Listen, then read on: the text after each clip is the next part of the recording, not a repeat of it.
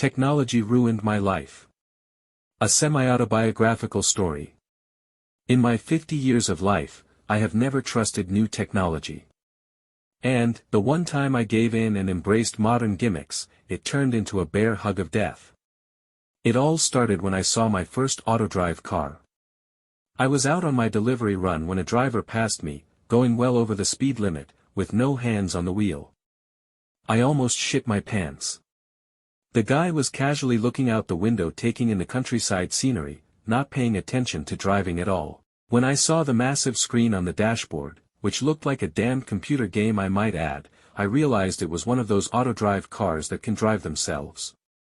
Like I said, I have never trusted technology, so the sight of this yoo-hoo driving outraged me. Technology was going too far this time, putting us all at risk. I was already pissed off and behind schedule, so when I saw a second Autodrive car, on autopilot, I just couldn't let it go. I completely lost it. Can you blame me? The lady driving was doing her freaking makeup. At 100 clicks. I'm not joking. As I slid past her, she flicked her mascara through her eyelashes, then pulled out a lipstick and dabbed the red stick on her lips. I kept watching as she continued puckering and adding more color. I have a bit of a thing for lipstick, but I also have a bit of a thing against paying absolutely no attention to the road, which I was guilty of at that moment. Before I knew it, my truck had drifted into her lane and I was a nail's width away from sideswiping her Autodrive. Her car took evasive action, braking and swerving out of harm's way. My reflexes took action as well. I pulled back into my lane, heart pumping like a mother, hands shaking, adrenaline rushing. I'm no frickin' robot. I took a glance back. The lady had a big smear of lipstick across her cheek. She realized the mess was all my fault and she shook her fist at me, which was still holding the bright red lipstick. I didn't have to be a lip reader to tell she was yelling obscenities at me. Very crude ones. As I said, I was in a foul mood. Instead of giving an apology wave, which would have ended this whole thing, I raced ahead of her, slammed on my brakes, and watched in the rear view as her car jerked and rattled to avoid crashing into my tail. How smart was I? I had just used her fancy tech against her. Keep your hands on the wheel, I yelled out the window. I pushed down hard on the gas pedal and left her in my dust. I'm not a psycho. I swear. Once I had cooled down, I did feel a drop of shame. Maybe I overreacted. I easily pushed this thought aside when I pulled up to Ron's custom garage to make my delivery. I liked Ron. He was into old cars, classic action movies, and not into artificial intelligence or any of that woohoo. Here's your carb, I said, handing over a cardboard package and a paper invoice. You ever see one of those Autodrives on the highway? They've got autopilot and you don't even have to steer the hunk of junk. Ron's look of disapproval matched mine. Yeah, what's the world coming to? I'd never get one of those things. Nothing like the feel of a '74 Camaro in your hands. You know what I'm saying? That's why I liked Ron. He's a regular fellow, like me. Now I know I said I felt bad about my actions earlier, but what happened next I am not ashamed about. I got back on the highway and, you guessed it, I was passed by another Autodrive. This time I was brought to a red-hot rage at the insensitive, selfish behavior of the driver. The guy was asleep. Having a snooze at the wheel. On a suicide run and looking to kamikaze into my truck. Wrong. Wrong. Wrong. It was too much for me. I gunned my truck and quickly pulled up ahead of the sleeper and tapped my brakes. I watched him in my mirrors as the jolt woke him up and he had a stupid, shocked look on his face. I said, "Stay alert, stay alive." Then the worst happened. When I unlocked my eyes from the robo-car behind me, I briefly saw a construction cone. A second later it was under my truck banging around and tossing me off course. Like in most of these situations, I have no idea what really happened. I tried to right her, but the damn truck took off and hit the concrete barrier beside the highway.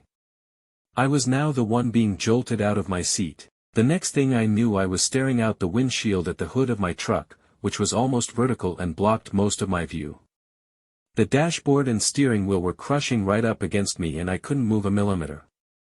My mangled hands were wrapped in the warped steering wheel and they hurt like a son of a bitch. I had smashed up the truck, and myself, pretty good. In the side mirror I saw the Autodrive, stopped, exactly 10 feet behind me. I exited through the main hospital doors out to the busy patient pickup area. I studied the handful of cars idling along the curb. Where the hell is he? Deep in my pocket my phone beeped. I tried to fish the damn thing out, but with the bandages, splints, ointments, and all the other overblown medicinal apparatuses covering my broken and cut-up fingers, I had no luck. I sat down on a well-worn bench and used my elbow to nudge the phone out of my pocket. It slid out onto the cement sidewalk. It took me some time to pick up the personal surveillance device, as I call it, because of the oven mitts I was wearing. Minutes later it was on my lap where I could work with it. The password screen was up. Shit, I had no fingers to punch in the code. I tried dragging my mummy hands over the screen, but that damn technology was too smart and apparently needed the feel of a fleshy finger. Perverted phone. Need some help, old man? Scowling, I looked up to see who was annoying me. The grinning face of my 20-year-old nephew was the bug flying by my ear. Glad to finally see a familiar face I joked, Noah. Speaking of old men, where is your dad? He was supposed to pick me up. Was he too lazy that he sent you? He got hung up with deliveries. I send you a text. He looked down at the phone, still on the password screen. I'm assuming you didn't get it. I won't be getting much if I can't even put my goddamned password in. I held up my bandaged hands as the obvious reason. I'll help you set up the face recognition, then you won't need to type. Noah fiddled with the phone for about 10 seconds, held it up to my face and said, "Smile." You know I don't smile. Noah handed me back the phone, which opened at the sight of my face. Now, if only I could have that effect on women. I parked over here. He guided me through the parking lot. I aimed for the big, white, shiny new diesel truck and commented, "Looks like the rental place really came through. I can deliver a 420 big block with this thing." Noah looked confused. "Sorry Uncle Herb, that's not ours." They were out of trucks at the rental agency. They did have something in a similar size. He flicked the fob and the lights blinked on an oversized bubble van. "I'm not getting into that thing." Noah looked worried. "Too soon after the crash?" "No. Give me a real vehicle."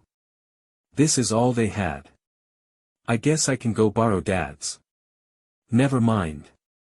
I'll figure it out tomorrow. Let's just get out of here." I went to grab the door handle, but there was nothing on the side of the van. "How do you even get into this garbage can on wheels?" Noah waved his hand over a logo that was on the side. With a hydraulic puff the door swung open. Ridiculous. I declined Noah's offer to help me in and I managed to dump myself into the futuristic seat. It was firm, yet soft, and magically conformed to my body. It was one of the most comfortable seats I'd ever sat in. But I wasn't in the mood to compliment this bucket of bolts. Noah settled into the driver's side. He waved his hand over the logo on the steering wheel and I guess the car started. There was no noise of gas pumping into a cylinder and exploding, only a faint hum as if an old tube TV screen was warming up. The dashboard and a big screen came to life. Then the van asked out loud, "Where are we going today, Noah?" "When did vehicles come to life?" "Back to the shop." 1189, Industrial Avenue, Noah said. 1189, Industrial Avenue. We will arrive in approximately 17 minutes. Enjoy the ride. I couldn't help but yell out blasphemous phrases when the car started moving. Noah didn't have his hands on the wheel, his feet on the pedals, he was just sitting by casually looking out the front window, cool as a cucumber. "It's Autodrive, Uncle Herb." "Autodrive. Let me out." I attempted to open the door, but only succeeded in buffing the leather-like material with my ragged hands. It's okay. I don't trust this thing. Noah grabbed the steering wheel, flicked a button or two and told me, I've switched it to manual. I'm driving. Better. The sight of a real driver instantly calmed me. How can you let this thing drive for you? It's death on wheels. Uncle Herb, he said, like I was completely out of touch with modern life, Autodrive is safer than a human driver. It doesn't make mistakes like us. Said like a true technophile. At the office I told my brother that his son was an idiot for trusting that driving machine. He said I was an idiot for coming back to work with handicapped hands. Guess we are all idiots in our own way. I sat down at my desk to check my orders and realized I was in the same situation as earlier. I had to get through a damned password screen. That brought up some more interesting thoughts, like how was I going to type emails, order parts, or push the print button for my invoices. Without fingers I was screwed. I vented my displeasure with the damned computer, loudly. My brother heard me in his office, with the door closed, and was encouraged to come out. Quiet down, Herb. I'll see if that idiot can help you. A moment later Noah was by my side. He was a good kid, and sometimes I overreact. I apologized, sorry, you are not an idiot, I meant the electrovan was an idiot. Noah was more than happy to prove his worth. He set up the voice recognition setting. Look Uncle Herb, you don't even need to type. All you need to do is tell the computer what you want it to do. And it is smart enough to know. I doubted this. Noah dramatically cracked his knuckles. Computer, open inbox. My email opened. He continued, computer, open the email from Collier's Auto. The email opened. Draft up a response that says we can have the part delivered by Tuesday. Add a joke. A well-worded response with a humorous pun on Tuesday and 2 days away was almost too much for me. Believe me now, Uncle Herb? Yeah, I believe you now. Thanks. With very little trial and error I managed to get the computer to do everything I needed. In no time I had my parts ordered, emails replied to, and I was printing the invoices.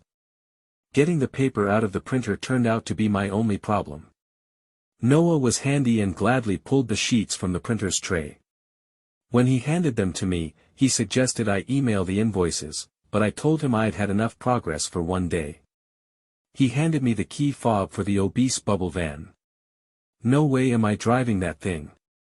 And I used the word driving very liberally. Don't worry Uncle Herb, there is a hybrid setting.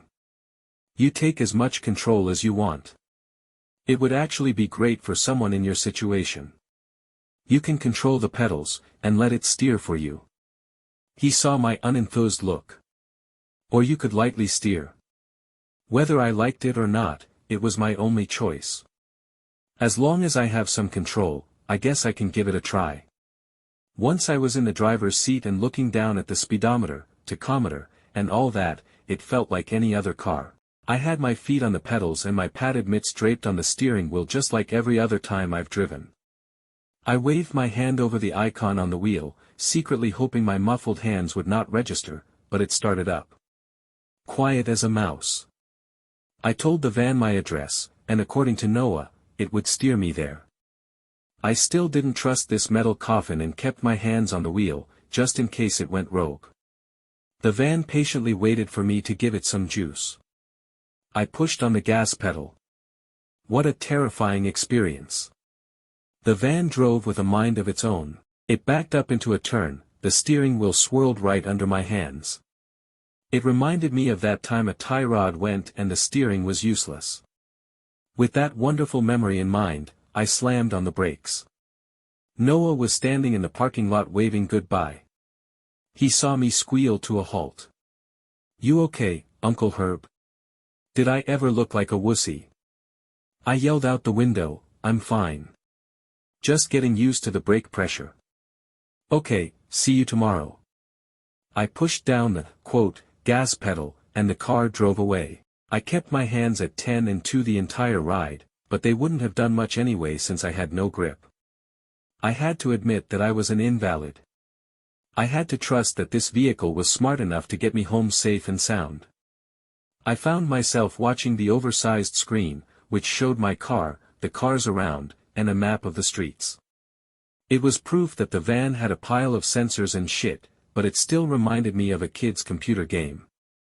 I was impressed that the thing warned me of speed cameras, traffic problems, and useful things like that.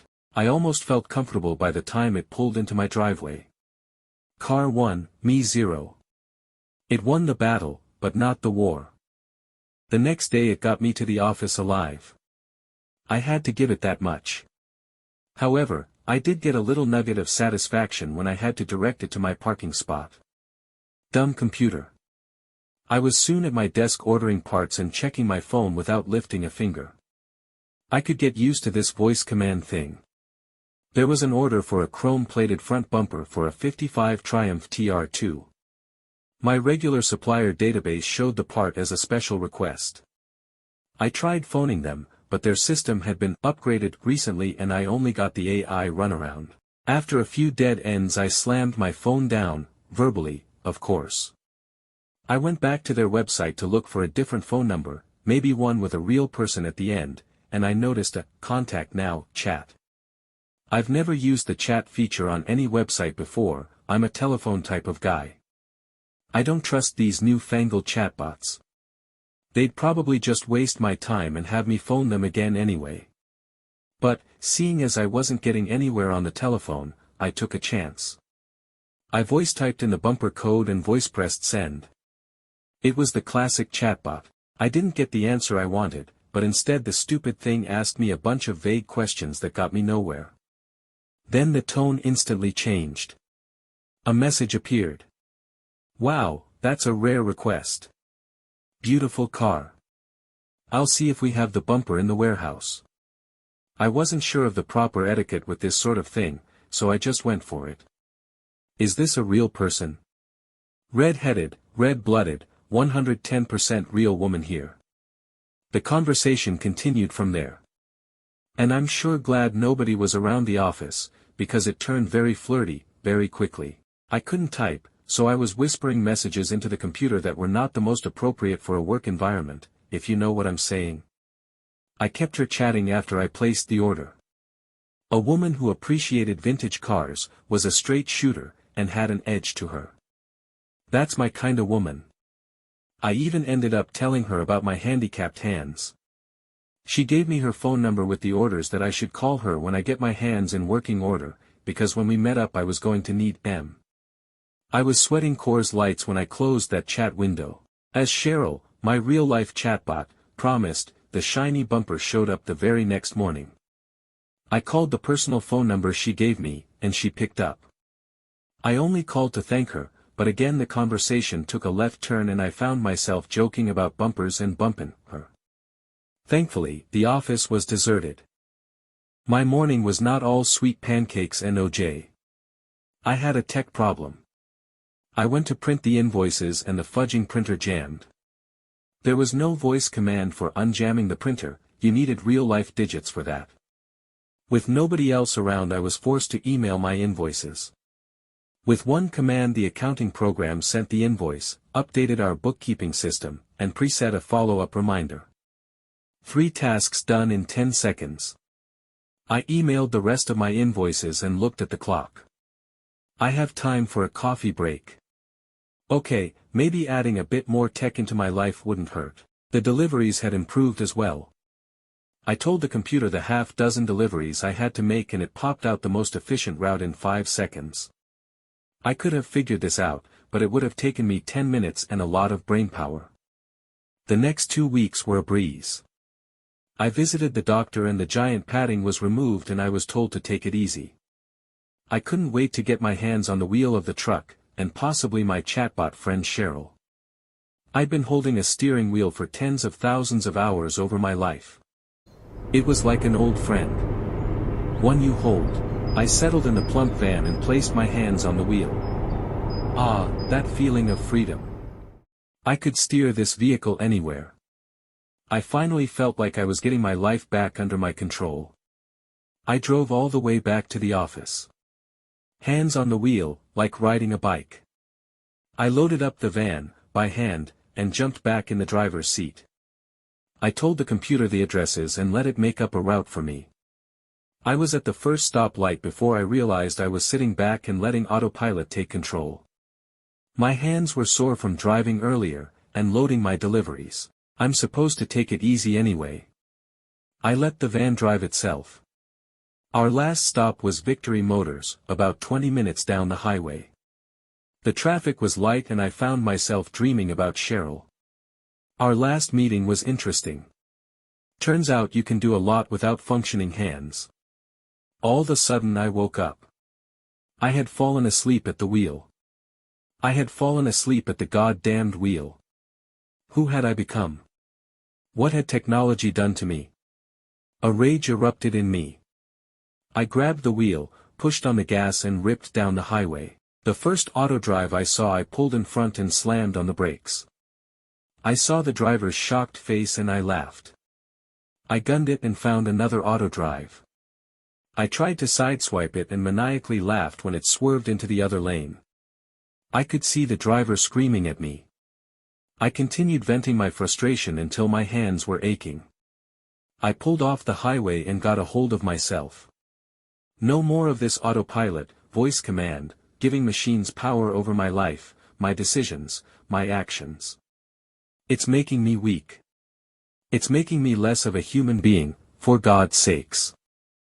I retreated back to the office, on my own power, and called Victory Motors. I lied, telling them their part was delayed and I'll have it to them tomorrow. The next morning I sat at my desk massaging my hands. They needed time to get back into working shape. With care I typed in my password, and checked my email. A message from Cheryl brought a wry smile to my face. Yesterday I told her I was bandaged less and soon she'd be calling me Magic Hands. Her email reply was short, "Is this you?" and a link. The link opened one of those popular social sites. A #1 trending banner appeared over a video. It was a grainy dash cam, showing a swerving vehicle pulling in front of cars aggressively and slamming on the brakes. A crazed driver screamed and laughed, his head sticking out of the window. It was my head. My vehicle. Someone had captured my road rage yesterday. I watched for another minute as my vehicle veered in and out of traffic, causing multiple Autodrives to brake or swerve. I responded to Cheryl, joking that I hoped to get a cut of the royalties on that. With over 10 million views there should be some sort of money there. I tried to explain my little temper tantrum, but I couldn't get too far into the details because my fingertips needled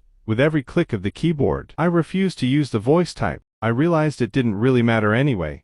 I was pretty sure that Cheryl was just another notch on my bid post at this point. Just after I sent the short response, my brother's shadow loomed over me. "What do you want, you dipshit?" I spun in my chair. "If I didn't have sore hands I'd be throwing you to the ground. I assume you've seen the video." "Maybe I have." He was livid. "Our customers have seen it too. You were driving a vehicle with our logo on it. What were you thinking?" "I was just frustrated." "Frustrated? You wouldn't understand." "No. All I understand is I'm getting calls and complaints from our customers. They are threatening to switch distributors. They don't want to be associated with you." "May, you mean us, our company?" "No, you. A lot of them recognized you in the video, and word travels fast, you dipshit." I felt sick. My brother continued. "What should I tell them?" I knew there was only one solution. Years of my life down the drain over those stupid Autodrive cars. I told him, I'll resign. I'd just lost my job, my truck, and my girl. The moral of the story is that technology ruins lives. You can try to teach old dogs new tricks, and they may take them up for a while, but when you start life as a mean junkyard dog you stay a mean junkyard dog. The end.